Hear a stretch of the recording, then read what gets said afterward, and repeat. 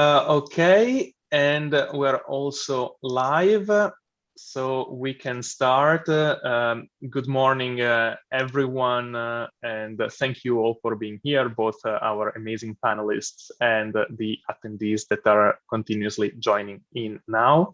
It's 11 o'clock sharp, and we start our discussion today. Our discussion that touches upon a very interesting topic, which is the topic of innovation. The past 20 years have been absolutely pivotal and groundbreaking for many, many reasons.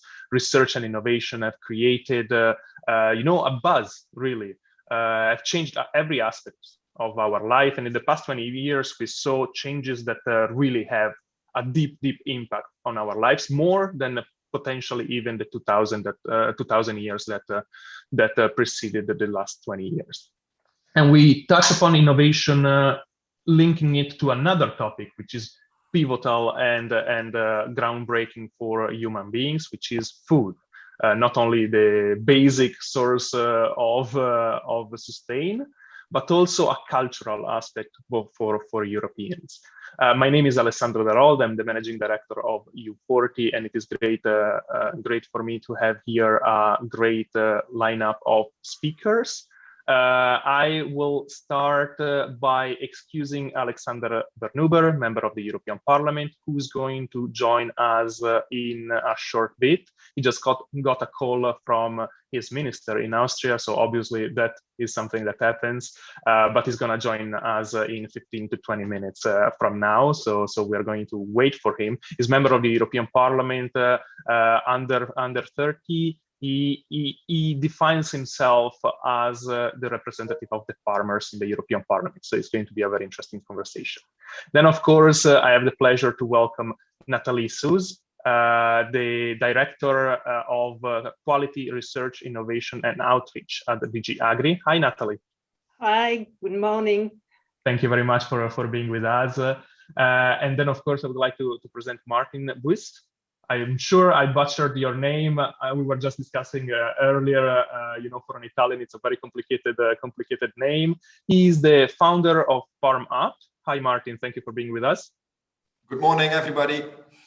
And last but not least, I would like to present you Garlic von Hessen, representative of the Agri-Food Chain Coalition. Garlic replaces Pekka Pessonen, who as well had a minister meeting in Portugal last minute. So Garlic, you are going to fill in important shoes, but we are sure that you are going to be very, very good at that. Good morning, Garlic.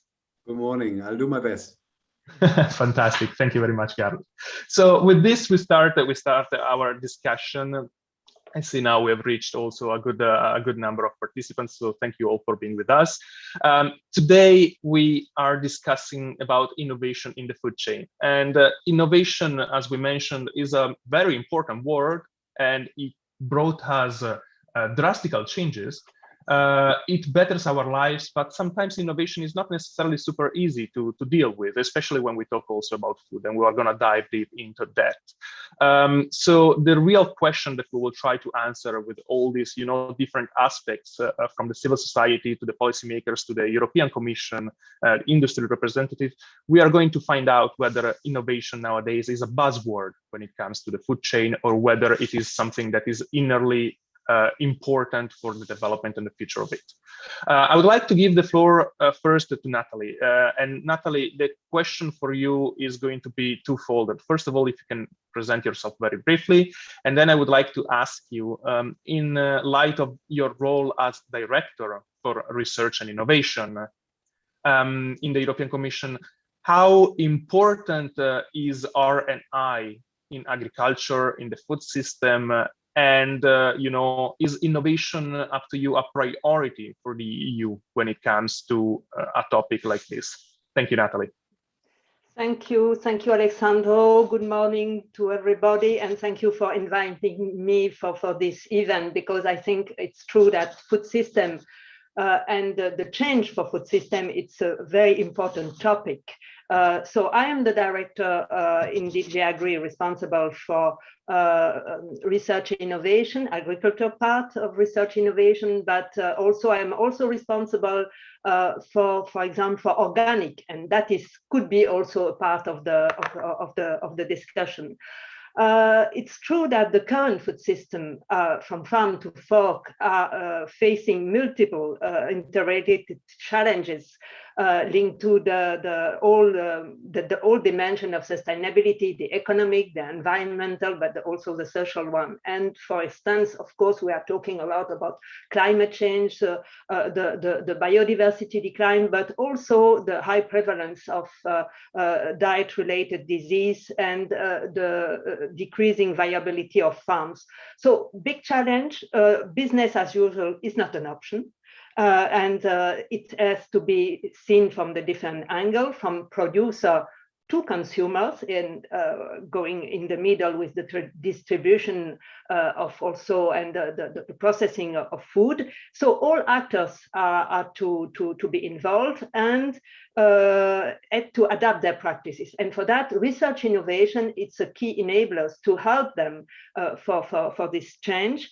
And I must say, for the Commission, it's really a priority. And you can see that with, of course, European Green Deal and the different strategies coming after this, the adoption of the Green Deal, of the farm to fork, but also the biodiversity strategy and the CAP reform at the same time. So that's the importance for inside the Commission to have the CAP reform also involved. And I will come later on what will be the CAP reform will bring to all these things. So until 2013, we have only 9 growing seasons. So we have to do something as quick as possible if we want to achieve the targets fixed by the European Green Deals and all the change which has to be put in place until then. So that's for my introduction, and I will come later on more in detail on that.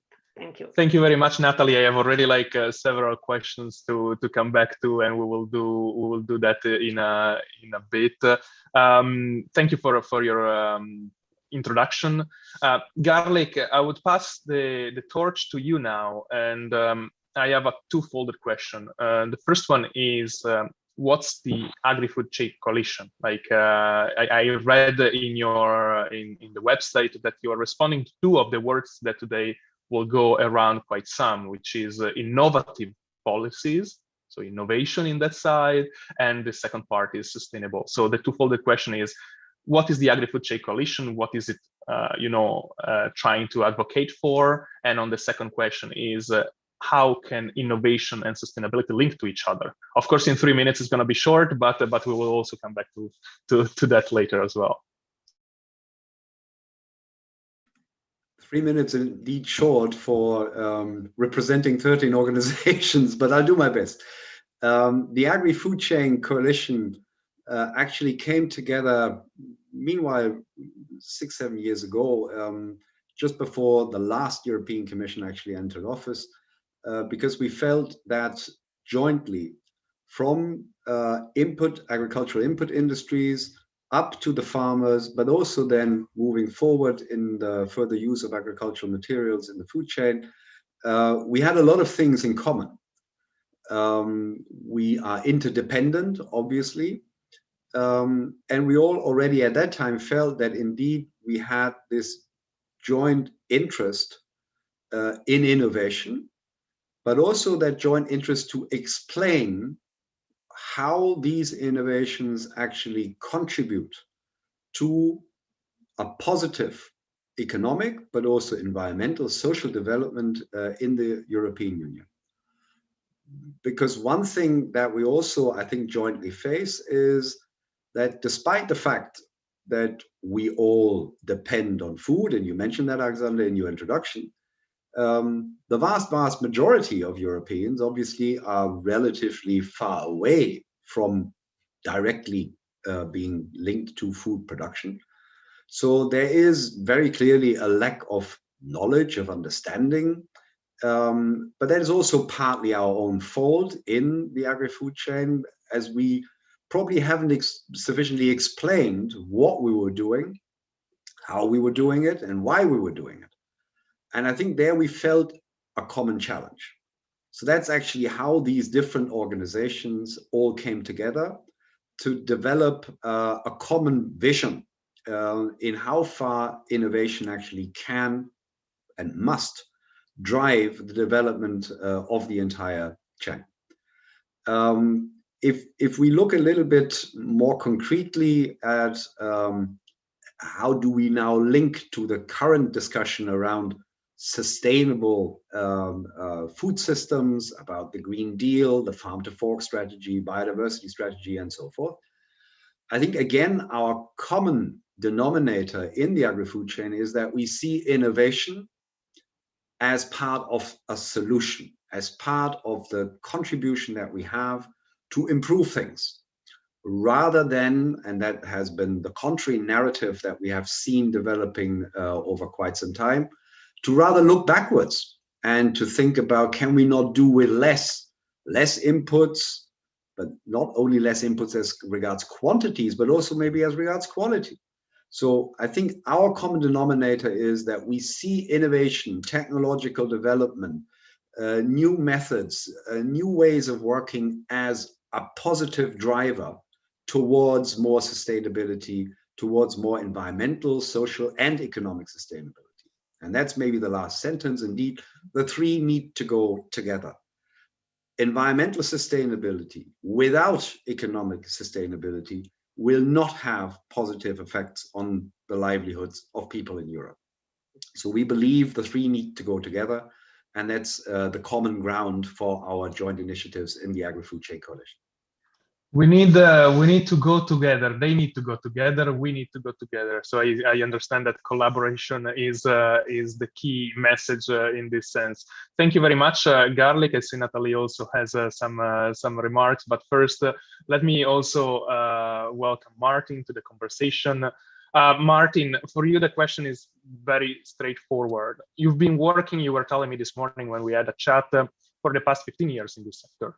And you help farmers, organizations, industries, including innovation in their work regarding agri and food. So you are the founder of FarmUp. I'm very interested in knowing what FarmUp is, and I'm sure this is going to be interesting. Yes, Alessandro, thank you very much. First of all, for inviting me, because I'm coming from far. I'm not from Brussels. I'm straight from the fields. I live in the Netherlands, 40 kilometers above Eindhoven, in a very much a rural area where there's also a lot of city development. Well, my consultancy, it's called FarmUp, because I think in the end, if we talk about food production, it's about the farmer. And if you want as a society in general to let the farmer do things, it has to be farm up. That's why we called it farm up. You have to do it together with the farmers. So I believe the consultancy, why I made it was because in the end, I just want to help. As you said, I just want to help to bring the agriculture, the farmers to the next generation. I want to make it better. And in that perspective, we build it along 3 pillars. It's we, because I did it together with one companion who is a sociologist. He's an agricultural sociologist, and I am I'm a technical guy. I'm educated as a mechanical engineer, and also transformed myself into a food engineer. Now I left a little bit the technology aspect, but still very much technical oriented. But we see that the society and agriculture, it touches the ecological and societal and economical limits of what is expected and what we want. It's not good, and therefore we need fundamental innovation in the end to get a perspective for the farmers, a perspective for the society in general, and also for the industry. We need perspective, and innovation brings that perspective. So that's very important. That's one of the 3 pillars of FarmUp. The second pillar of FarmUp is that we believe that you need a diversity of companies. Diversity of companies, first of all, is in the first food production. The farms, we believe that you can have big farms, you can have small farms. And actually it is about the ecosystem of farmers that we are talking about. And you have to maintain the health of your ecosystem of farmers. And depending on geographics and situations, you can have big farms or smaller farms. It should be possible. And the third fundament of FarmUp ideas and vision is that we put the entrepreneurship at the heart of the development. It is all about entrepreneurs in the end, and the willingness of entrepreneurs to make something good.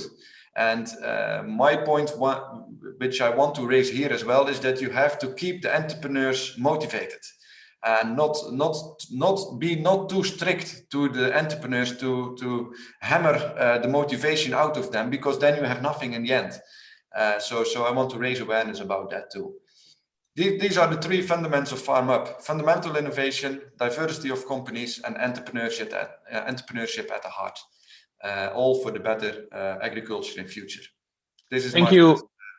Kickoff. Thank you very much, Martin. I have picked up a few things on what you mentioned as well, and it's all about the farmers. At the beginning, you mentioned something like this. Of course, like the food chain is big, but it starts with the farmers. So obviously, we need to have an eye of regard and make them.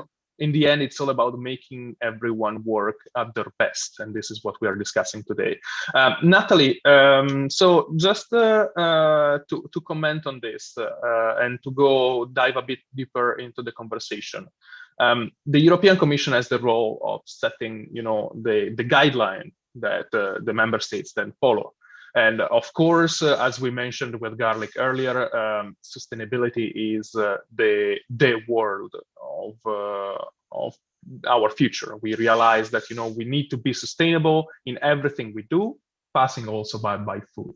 So the Commission obviously sets targets, and now we had Farm to Fork discussion. We had several others. My question is, I don't think, and that was picked up also from what Garlic said, I don't think that anyone discusses about the fact that we need to be more sustainable. I think that we might have different perspectives on how to get more sustainable. And so I'm wondering if you can give us a snippet also in the work that you do inside of the European Commission when it comes to targets, and if you can give us, your point of view on the way forward when it comes to innovation in this sense. Yes, thank you, Alessandro. Yeah, you're fully right. But what I would like to say is it's true that we are talking now about these targets and the Green Deal and Farm to Fork strategy, but we are not starting from scratch if we are talking about research innovation. Already in 2016, we put in place a long-term strategy for agricultural research. And in this long-term strategy, we were also dealing with this question of sustainability. And so now we will have the result of this, of some elements of this strategy, because we put this in place under Horizon 2020, so the previous program, with a certain number of projects, and also, as you know, the link with the CAP and the European Innovation Partnership linked to agriculture, and which is a little bit a different approach, because there it's more a bottom-up approach. And so we had already the possibility to know we have 2,000 operational groups dealing, some of them, with all this question of sustainability. So it's not new. So we will have the possibility to build on this first result, but of course we have to see, as Martin said, we have to see the perspective, the future. And now what we have in place, and I cross the finger, in principle, it will be adopted either today or tomorrow, the new work program for Horizon Europe. And for the cluster 6, which is dealing with all the bioeconomy, agriculture, natural resource, but agriculture, we have put a big budget, 9 billion for the whole period, and for this program that will be around 2 billion. So we will have the possibility to deal with that, but also, of course, will continue with the CAP reform, with this EIP Agri. So that will be something which is very important. So when we are talking about innovation, of course, we have to, and that was something also important for garlic, it's to be together. And it's exactly what we have put in place now for a certain time is this multi-actor approach. So not to see only what can be done from research side and how after that, how to put this in place and through the, for example, the consultancy, as Martin said, we have to work together from the beginning. And that is really important when we are talking innovation. It's not only high tech, of course, it's also nature-based solution, new business model. So you have different things. And what is also important, it's to have a look to a systemic approach, not only to find very precise solution for specific problem, but a more global. And what we are preparing now, for example, a certain number of partnerships and one partnership on agroecology. And so that will give a more global picture. So that is really what we try to do at this stage, using the results from the past and to see how it's helped, but also via the CAP, it's to have all the tools and in particular the advisory services for the farmer. It's important for them to be advised and to be supported, and because we have prepared the research project with the different actors, in principle, it will be easier for them to put in place the innovation need to face this big challenge and the targets put in the Green Deal and the strategies. Thanks a lot, Natalie. You gave us an overview, and I pick up on something, and then maybe Garlic picked up on something else. So Garlic, you can comment on everything, but I would be interested in getting your point when Natalie mentions that we need to find solutions, not necessarily to the single problems, the single bits, but to the more comprehensive approach. Do you agree with this? How are we building the future? Can you give us some examples of what in the agri-food sector is happening? Yeah, maybe going a bit back to what was mentioned in the beginning, I think that there's no shortage of targets in political discussions today in the European Union, but also partly worldwide. There's a new target being presented almost every week. And every time a higher target seems to be the solution and seems to be the better target. 40% reduction of greenhouse gas emissions needs to be replaced by 50%. 20% reduction of pesticides is replaced by 50%. So targets per se may represent ambitions, but they don't necessarily mean anything in practice. So they need to be enacted. And I think that is the crucial point where innovation comes in, and where we also have the second challenge to say we also need concrete criteria, and ideally agreed criteria, according to which we're going to judge the sustainability effect of individual measures. And that's probably the discussion that we now need to have. I will give you one concrete example from the country I know best, where we had a big discussion about the need to extend the 5G networks as quickly as possible. And even one of our ministers actually said, well, we may not need that actually in the broad countryside. It's important to have that in the big cities where most of the people live. Now think about agricultural innovation. Agriculture is probably one of the areas where digitalization is happening as we speak.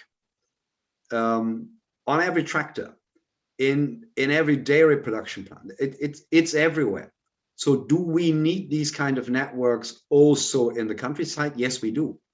Because a lot of the innovations that we have and that we're currently discussing in relation to precision farming, irrigation, fertilization, seeding, robotics for weed control, etc. All of that also depends, obviously, on an infrastructure in relation to IT and to network adaptation and so forth.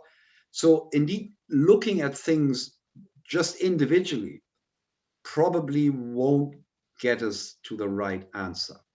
So an integrated approach, both intellectually, but also then timetable related. So what do we need to do when?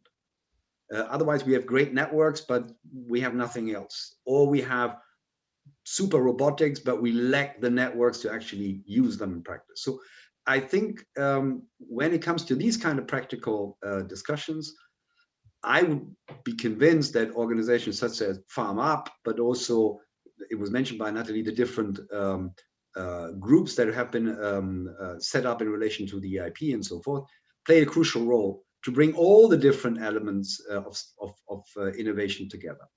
Last comment that I wanted to make is really a more fundamental one.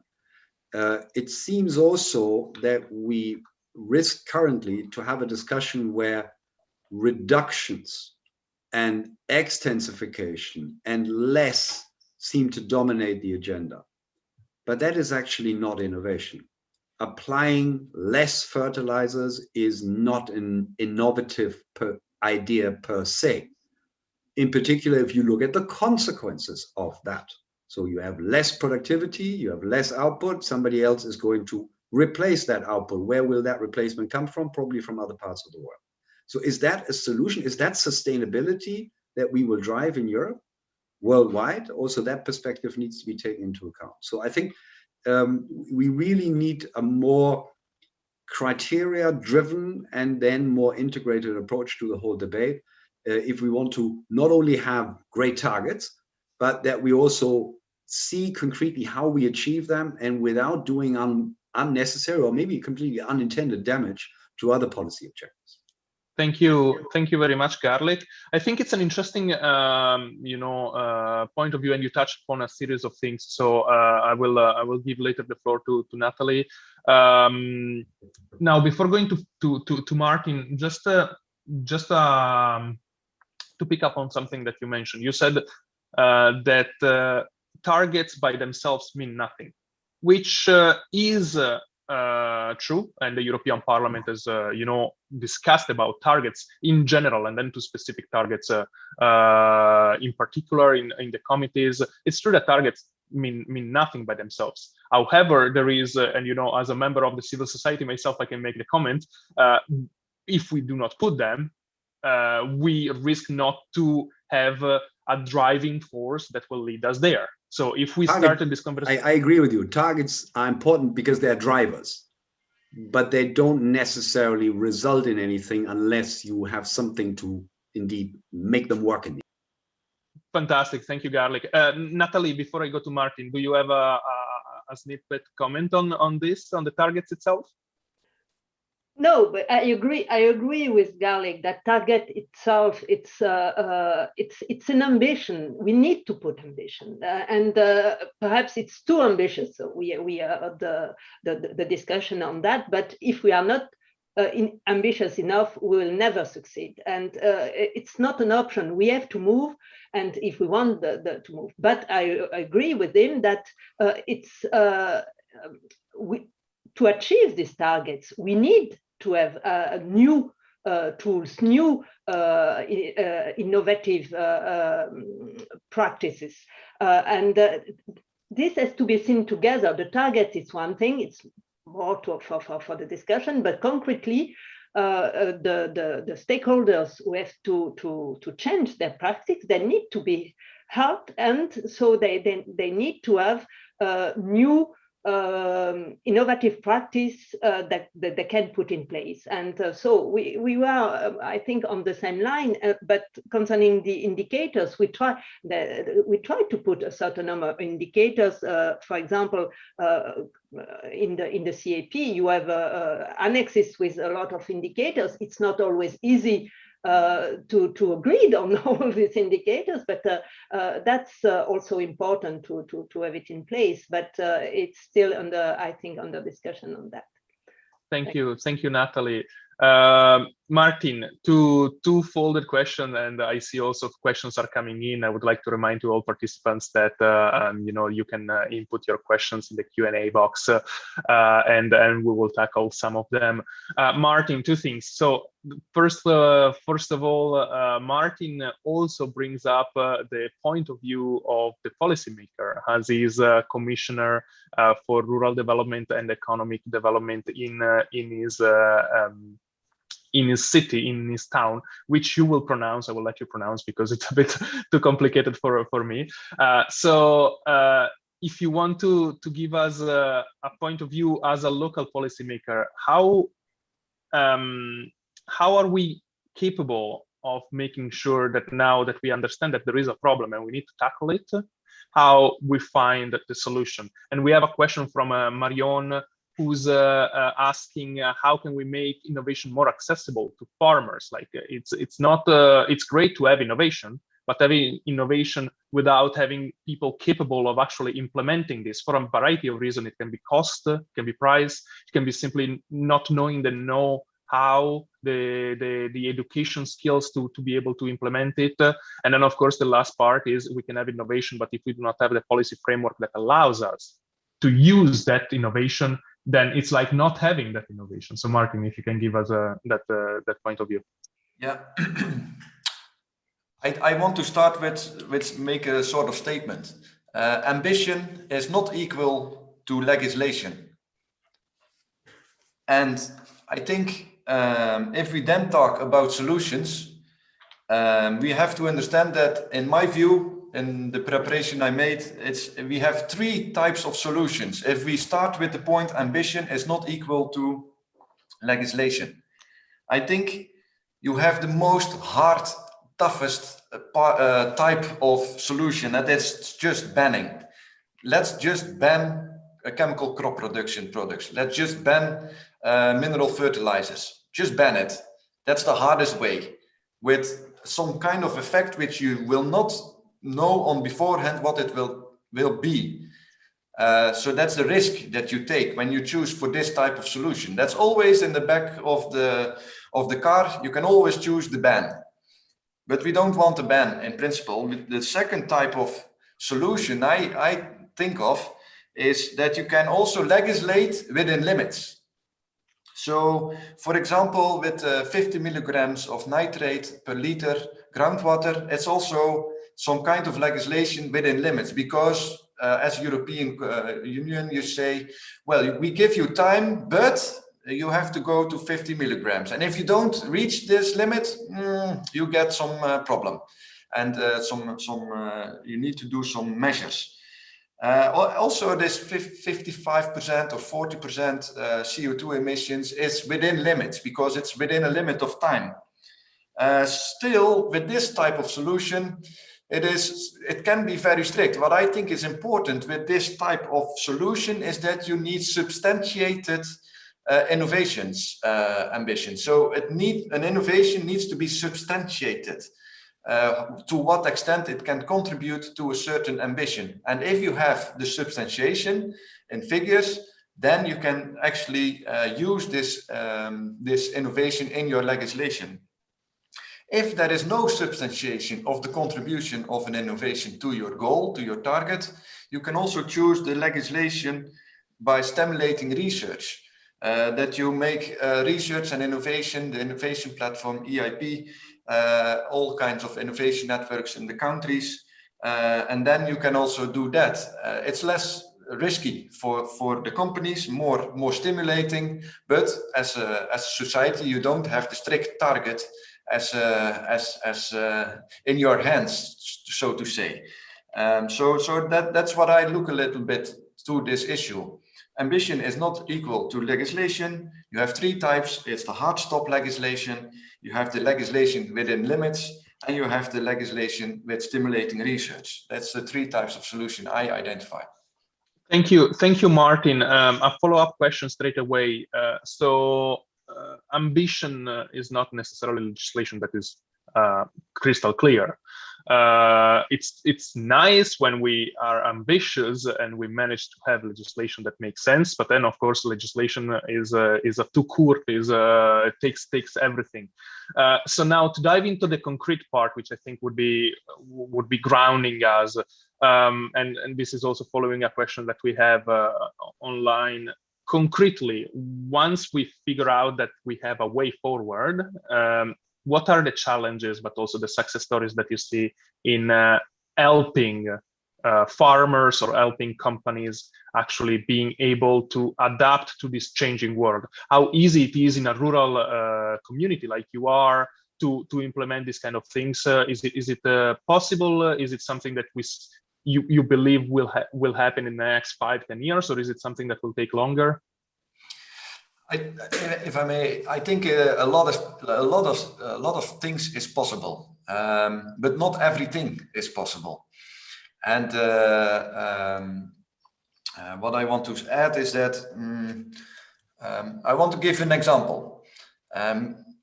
We in the Netherlands here, and in particular the region where I live, we have a lot of ammonia emissions. And at a certain moment, by legislation, the province of North Brabant said, we want to cut down the ammonia emissions by 80% because innovation has proved that it was possible. So they thought there was a substantiated innovation available that could bring 80% ammonia emission reduction. So they made a legislation. The local governments, they had to give permits, and then at a certain moment they discovered by new research that this innovation could only bring 40% ammonia emission reduction and not 80. Ow, that was a mistake, and how to correct them. But in the meantime, the companies, the farms, they already invested in these types of air washing systems. And yeah, it is just millions, and the farmers are not rich by principle. So they made the investment, but the innovation did not bring what it was promised, and the nature protection units, they were not happy because the ammonia reduction was not made. The province of North Brabant was not happy because their targets were not met. And the farmer was empty with the pocket of money was empty and without any result. Yeah, that was a real catastrophe. And it is a catastrophe of only 2 years ago. And I want to warn everybody in this session that you can have targets, but it can also lead to catastrophe. Empty pockets, no results, and only distrust between each other. That's the risk. So I want to warn for that. And that's really my own experience here in my local community as a politician. I was made responsible for that. And I had nobody to talk to. There was nobody from the province to talk to me. There was nobody from the national government who talked to me. And there was nobody from European Commission or European Parliament who talked to me. I had to solve the problem myself. A catastrophe. That's Martin. That's a good. It's not always all butterflies and happiness. That there are concrete and when you talk about legislation, there are concrete outcomes. I come myself from a rural area, from a mountainous area, and we know that there are problems and solutions that we need to implement ourselves. Natalie, I see you had something to say, and I also have a follow-up question on this. So we combine the two things. Garlic earlier was talking, about how important it is to be able to also use the innovation that we find out, like to use the tools. He mentioned robotics, and I'm interested in getting your point of view as a representative of DG Agri.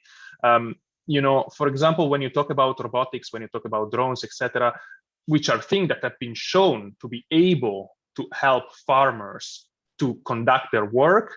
Sometimes though, and the Commission is obviously like the European Union itself, it's a big machine. Sometimes we find a solution to a problem, but then we do not have the legislation that allows us to use that that specific innovation for the purpose that it was invented. So is there a way that we can harmonize? We started the conversation by saying that we need to be together. Everything needs to be together and complementary. So how do we get there? Yes, you're fully right. Perhaps we have also to see sometimes the problem is coming from the EU legislation, but also sometimes from the member state legislation, in particular linked to drones. I remember I had the opportunity to visit one farm in Belgium, and what the message I received, yes, we have problem with the national rules for the airplanes and all the things. But what we try to do now at the EU level, it's first of all, we have, as you know, a communication on better regulation, which is now evolving. It's not really new, but we try to take stock of our experience and to see how we can be sure that our legislation is not a problem for innovation. And now we have the innovation principle. Try to, when we are coming with a legislation, to see if the legislation is designed in a way that creates appropriate conditions for innovation to flourish. So we have to keep this in mind, and that's quite important to have this link between the legislation and this possibility of innovation, and to be sure that we will not block the innovation.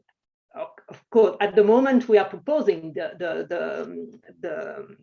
legislation. Of course, the other elements, it's what we have. We have just launched the Fit for Future platform. It's not really new again. We have the Refit before. Now it's Fit for Future platform, and we are putting together. And we are coming back with this idea. We need to be together. So not only the farmers, but the different angle, and to discuss what are the problems with the existing legislation, what could be made simpler, or what could be the problem to be solved.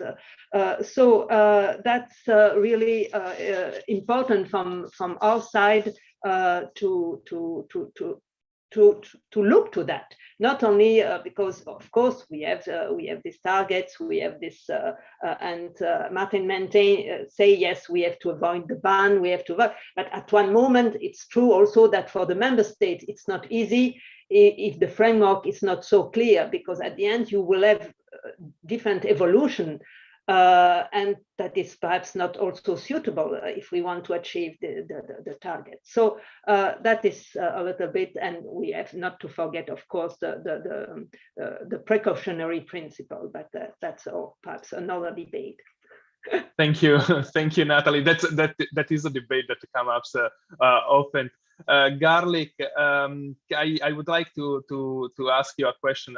When we talk about framework, it's all about framework, and my understanding talking with the guys of the Agri-Food Chain Coalition was that since we are not discussing about what is the point that we need to reach, we are discussing about how to reach that, and we need a clear framework to work in that sense. Can you please comment on this and then respond to anything that either Martin or Natalie had said? You're muted, Garlic, just very quickly. Thank you, sorry. Indeed, maybe to start at that rather principal point. Yes, we do agree where we want to go. Everybody agrees we want to become more sustainable. We don't want to harm the environment. All these kind of, everybody agrees, no problem. When it comes to the concrete measures and what they mean to the individual person concerned, then that's where we start seeing differences. And usually, the further people are away from agriculture, the more ambitious they get as far as the targets is concerned, because they don't concern themselves, not necessarily, at least not economically. And I would like to come back on this example that we had about the how can we improve practical sustainability on fields, for example. I mean, we know a lot of these things can be done. That was mentioned also in the example from the Netherlands. So we whether it's now 40 or 60 or 80. So there is a concrete case. You can calculate and you can see an impact. Great. But indeed, and then we come to the frameworks, it's very important. How reliable is that for a farmer? It was mentioned, all these technologies mean high-level individual farm investments. That's a lot of capital that is being invested in order to make these farms or these farm productions more sustainable. Now, if these farmers go to banks and need to loan €1 million or more, usually on timetables of 10 to 20 years, and after 5 years, we change our policies because of a new European Parliament and a new Commission, we have a problem. Very practically speaking, think about renewable energies.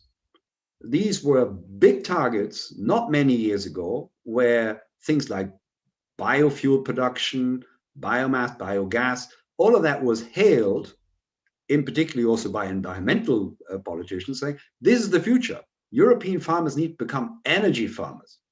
Well, then they went in that direction with lots of investment. And after only a few years, we got a debate about fuel or fork. Can we have both? No, we can't. We have to avoid using farmland for fuel production. Garlic, let me ask you a quick reliability. I think is very important. Reliability. No, let me. I'm sorry to cut you short. I just wanted to follow up on this, because otherwise we always, end up with too many questions. I just want to follow up on this point, which I think it's very relevant also for the policymakers of the European Parliament that might be following us, the assistants, etc. When you talk about moving far and that moving targets, that was one of the big questions. Mm-hmm. And I see also a question in the chat from a colleague, parliamentary assistant. It's true. One of the complications is that the world moves very, very fast. We live in a hyper-connected world, and then policy follows, and then industry follows, and then the civil society follows. The following part is slower than how fast our world is moving. So obviously, the question is the following. Of course, moving targets are complicated, and they are making our life harder, your life harder. But then the question is, we will always need to move things, because the world moves faster than our ability to cope with it. So what is the way forward in this sense? Well, actually, I would dispute the question whether industry moves, or industry and consumers actually, so the suppliers and on the other hand the customers move faster. The society move faster? Is politics faster? Well, I don't think we can simplify it as that. I mean, they're interdependent again. No? But what is, I think, a matter of fact is, and that is not a criticism of the Commission, it's not a criticism of member states, to get me right, but I think one thing is clear. We need to get faster, generally speaking. We take much too long in Europe to make choices. And sometimes people say that's positive because it helps us avoiding mistakes. That is true. But we have, I think, looking at this precautionary principle, the precautionary principle is you look left and right before you cross the street. It doesn't mean you look left and right for the whole day and never cross the street. You have to make a choice at some point in time. And that is true also in what we're discussing here. If in the end, a certain technology is 40 or 45% reduction, it doesn't actually, you need to make that choice. Do we want to go in that direction? And if so, you need to provide a reliable framework for those that adopt that technology, so that they know we will not have a change of rules while this investment is still refinancing itself. Because then you lose the trust of the farmers, but also the industries providing inputs, as well as those using farm outputs in that system. So, Martin, in that respect, I think it's important. Martin, thank you, Garlic. Thank you, Garlic, for answering the question. It was not an easy question, and that is exactly what I think we're discussing. Martin, is it hard for the farmers to actually follow up, or is it something that you see moving easily, let's say? And then we have also a question. It's the question of the funding. You know, like this kind of innovation is necessary. How do we finance it?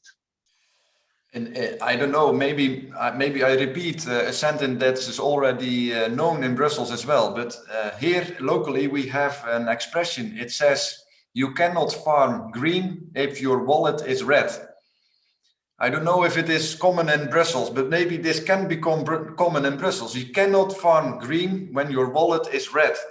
That means that if you are not profitable as a farm, you cannot invest, you cannot have a loan from the bank. And the banks are so strict already because of this new Basel requirements. If I look to the practice, to be honest, I only see the big farms surviving. All traditional family farms are quitting here in my environment, everybody. And it's not like half the number is halving in one generation. No, it is halving in 5 years' time. They just simply, we have to go faster, Garlic says, and I agree with him, but the farmer cannot go faster or he has to quit. That's difficult. That's really difficult. I see only the big farms surviving here because they have the capital, the position to have the loan for the investment. And that's one is, for example, on this emission part of the story, but also indeed, if you will talk later on about mineral efficiency or the nutrient use efficiency, or about crop protection products efficiency, you need, again, big investment. Is the money there? I dare to say that it is really only the big ones who can pay for it, and the traditional family-based farm with only the family, they will not manage it. Martin, let me then follow up with you quickly as well. Okay, you highlight a challenge that is an important challenge, and you know, recently President Ursula von der Leyen, President of the European Commission, mentioned that the spirit of Europe is built on the small and medium enterprises, and we see that in all of our countries. Of course, we have very big companies in every sector, but then small and medium enterprises are the backbone of Europe, she said. So of course we see the challenge. What is the solution? Like, what is as a local politician from a small rural town, as a business entrepreneur that helps small businesses, what's the request in this sense? Maybe we find a groundbreaking solution at this table. What is the solution? Yeah, in the 3 types of solution I just mentioned in my earlier part, I think you need to be as proactive as possible as politicians. And that's sometimes a little bit contradictory with the current situation in society in general. We want bigger, we want faster, we want more, but we also need stability. And what Garlic also said, that if you do an investment as a farmer, you don't want to be faced with changing targets during the payback period of your investment. And that is really a challenge. Yeah, I don't know what the solution is. I think we have to understand it. And also in the impact assessment, and that's also, Garlic mentioned it in his part before. If you do make a target and you have to monitor during the years what the effect is of your policy, monitoring assessments, and maybe you can do that part better as European Commission, to have better insight in what the effect is of your policy on the floors. Because it's very diverse, and also between the member states, it's I don't know, but it's not always as positive as maybe it was the intention. Thank you, Martin. Natalie, I see you wanted already earlier when Garlic was speaking, comment on something, so I let you go for it. Yes. No, I think it's first of all, it's important to have a certain stability. That's clear. Okay, there perhaps in the past there was some mistake, but it was probably something done based on the information we had at that time and also the policy choice, of course. But now I think there is more or less an agreement to see that for the future, if we want to maintain our planet healthy, we need to change our practice. So, and in that case, we need to have some support from innovation. But I agree that we have to be stable, and when we are fixing target, they have not to change every week, as you said. That's clear. Now to come back to the investment and what Martin says, it's true that it's perhaps not so easy for small farms, and that's the reason the CAP try to put on the table a catalog of measures, and one of the measures it's also the support for investment. But of course, it's also in the end of the member state. So they have to see if, when they are preparing the strategic plan, which type of measures they will put on the table. But I think innovation, it's not only investment. Because we are developing a lot of projects with solution, there is perhaps not always a need, because when we are talking innovation, we are talking about high tech. Yes, for high tech, there is a big budget behind that, but you have other solutions, other suggestion, new also business model, how to manage the farm, and also small. I have one example, for example, because as I said at the beginning, I'm also responsible for organic. You have the problem of copper, the use of copper in the organic and in particular for the wine. And we have launched a research project to see how to replace this copper. And you have a certain number of solutions which are perhaps not so expensive, but that could help to achieve the targets. So. Thank you, Natalie, for this. And now moving to the final part of the conversation. The big question that we started with: is innovation a buzzword or not? I would like, Garlic, to start with you. A discussion around the importance of innovation, but also the challenge that we all face when we attach it to something as food, which is a sensitive topic that has been shaping the discussion, at least inside of the European Parliament. It has been, and also in several member states, it has been very, very fierce, let's say, the discussion. I was seeing, and I was also talking with MEP Bernuber and with other MEPs. When you talk about food, you touch the inner part of Europe. You touch culture. You touch, the famous motto: "You are what you eat." Where does the balance stand? Because the big problem is that when we discuss about innovation per se, everything seems great, everything seems fantastic, but then when you talk about gene editing for animals, gene editing for plants, when you talk about robotics, when you talk about changing in a different way that maybe the civil society expects what you're actually putting into your body, then there might be a problem. So can you give us your point of view and the point of view of the agri-food chain coalition in this sense? And then I would like to hear also from Martin and Natalie. Well, that's a very complicated question, specifically if I need to consider all the agri-food chain coalition, because I think it depends really also partly on what elements of that chain we're looking at. Some are probably find it more easy to deploy their innovations. You were just talking about robotics. We have been talking about drones. So some of these things also in, let's say, the general society are perceived positively, interesting, exciting. So consequently also facing very little opposition or questions, maybe some practical challenges, regulatory measures and so forth, but there's a positive reception.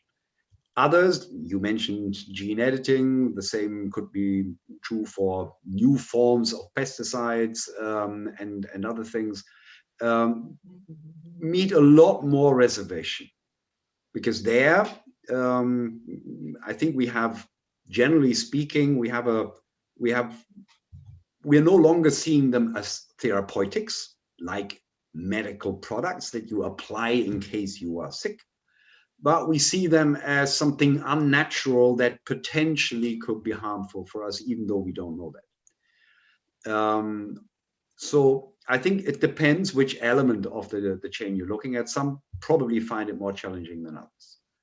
But quite generally speaking, I think if we look forward, I think we have that common challenge to explain that indeed innovation is not a buzzword. It is a continuous process of improving things that we can improve due to increased knowledge, increased scientific background, increased technological abilities. We're not innovating for the sake of innovation. We're innovating because it improves something. It saves time, it saves capital. It allows us not to spray a crop. Why would farmers spray a crop if it's not necessary? They don't do that because they enjoy spraying pesticides. So they face a challenge, and if we can help them face that challenge with a new tool, with a new technology, with new knowledge, then we make that positive, have that positive impact of innovation.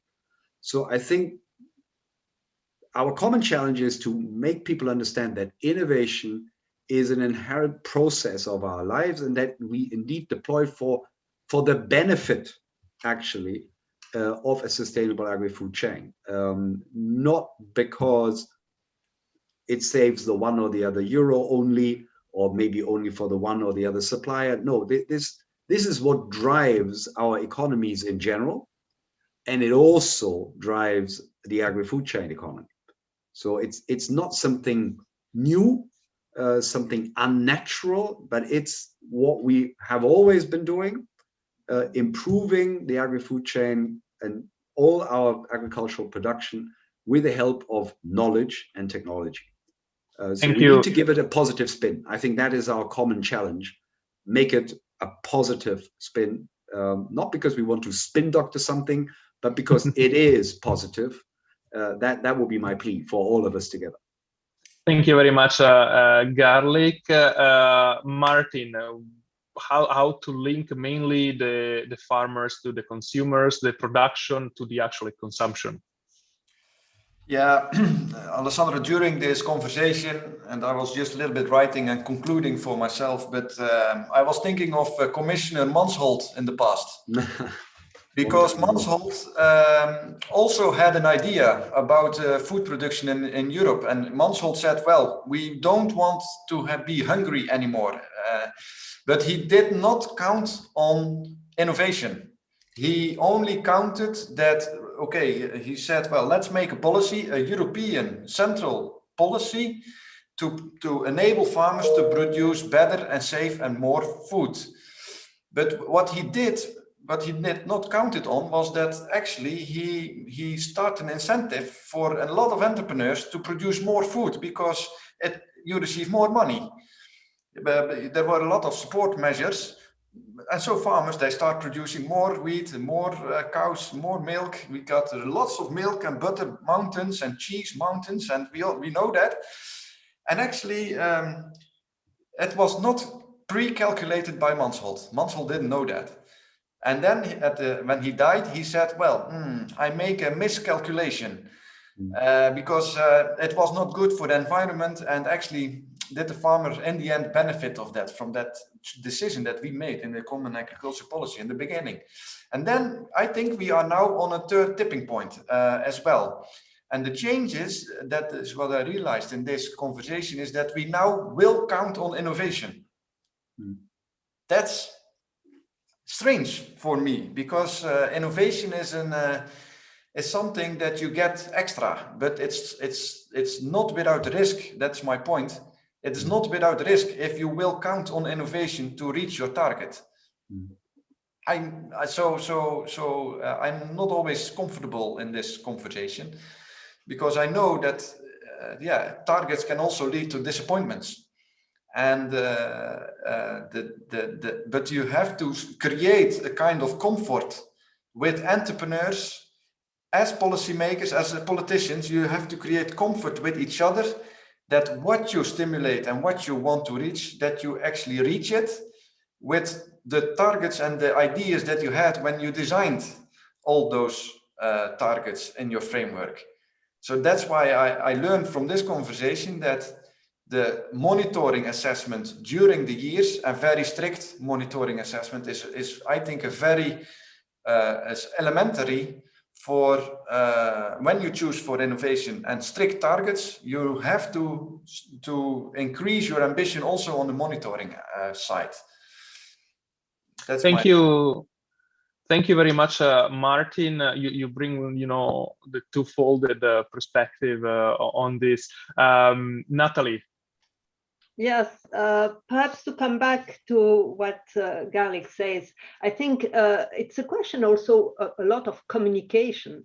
That was perhaps also mistakes in the past, that we are coming with new tool, new innovation, but without communicating what is behind, what are the purpose of this. Of course, it's difficult for consumer to understand a little bit what is behind. If it is only to improve the competitiveness of the sector, that will never be accepted as such. Of course, for consumer, they're knowing that the farmer has to win their life, but they will not accept this. But so it's important to have a good communication for the whole chain, and including for the consumer, to explain that if we are putting in place new tools, it's with that perspective, and in particular now with the big challenges for the future linked to climate change, to the problem of biodiversity. It's really important. For the farmer, again, you are right, Martin, and that's the reason I'm coming with this multi-actor approach we've put in place now for a certain time, because a long time ago it was really, you have the research from one side, you have the farmer from the other side, you have the other stakeholders. And now it's good to have them together to understand the problem of the different part of the chain, to see if what we are financing, because again, at Commission level, what we are doing, we're financing research, we're financing through the CAP, the possible investment of the measure, agro-environmental measure, or the conversion from conventional to organic. It's a question of money, but to see if what we are financing is really helping to achieve these famous targets, and to be together. And that's the reason the EIP Agri we put in place. I think it was, and it's more or less the only EIP with a so big success, because we were together. And when now we are preparing, and I cross the finger that we will have the possibility to launch our mission concerning soil health, the idea, we start discussing with the consumer to understand a little bit, for the citizen in general, what is their knowledge about the problem of the soil, and to see, and we will have to explain later on the measure which has to be taken to try to make our soil more healthy. So it's a question of working together and also a good communication. It's a question of good communication. I think this is a fantastic note to end our discussion today. I guess Alexander had to be stuck with the minister in a call, but I can say on his behalf and on behalf of the EU40, which is the network of the young members of the European Parliament, that these are the kind of discussions that we need. And you know, Alexander was formerly a representative of the Young Farmers, European Young Farmers organization. So he is the right person to contact in case young farmers want to, well, farmers in general want to be in touch. He defines himself as the representative of the farmers in the European Parliament. So thank you very much to all of you for being here. Thank you very much, Garlic and the Agri-Food Chain Coalition. It was very interesting to, I know it's hard to put all these different perspectives together, but it's also a nice challenge. Thank you very much, Natalie. Thank you very much to DG Agri for being involved, and Natalia behind the screen. She was great responding all the questions. Yes. And Martin, I really enjoyed the point of view that you brought, which is twofolded: FarmUp and as commissioner of your city council. So thank you for being with us, Martin. And with this, we close the event. I always take pride on the fact that we are always on time. So we had an hour and 10 minutes. We stick to an hour and 10 minutes. So this conversation has been recorded. So you will find it online for future reference. Thank you to the more of 95 attendees that we had on screens earlier, and I wish you all a fantastic days. My final take would be that innovation is not a buzzword in the food chain sector. So thank you very much, and have a lovely day. Bye bye.